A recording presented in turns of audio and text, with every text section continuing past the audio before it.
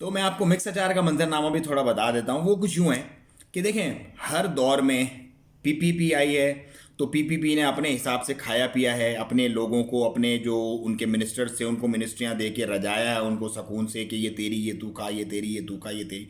नून league ने भी ऐसे ही किया, अपने जो उनके मेन स्ट्रीम के लोग हैं उनको मिनिस्ट्रीज दी हैं कि भाई तू डिफेंस का बन जा ख्वाजा आसिफ, तू भाई ये जो वजीर इतलात बन जा। इसहाक डार को माल का बना दिया कि क्योंकि वो लंदन में उसने प्रॉपर्टी वगैरह सारी सेटिंग करनी है वो।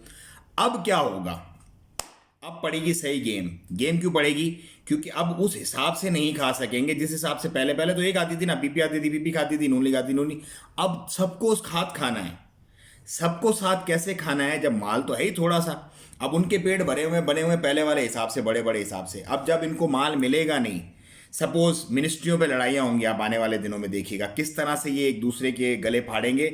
और बहुत कम अरसे में, क्योंकि देखिए मफाद के साथी हैं ये, अपने मतलब अपनी पेट अपनी जेब के साथी हैं ये। इनको पाकिस्तान से कोई लेना देना। आप ये ना समझिएगा कि पाकिस्तान की खातिर ये लोग इकट्ठे हुए हैं।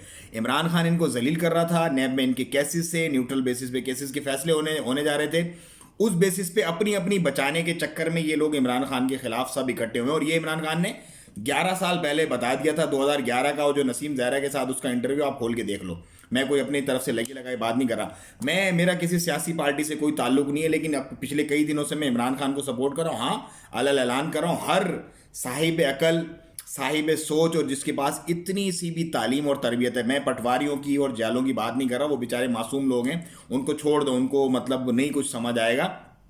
आप उनके हक में सिर्फ दुआएं करो। लेकिन जो साहिब अकल लोग हैं वो यकीनन यकीनन इस बात को समझते हैं कि क्यों ये सारे मामलात किए जा रहे हैं, किस तरह से। और आप आपस में लड़ेंगे, आप इनकी लड़ाइयाँ देखेंगे आने वाले दिनों में। मेरी ये बात नोट कर लें, रिकॉर्ड पे रख लें, ये होगा।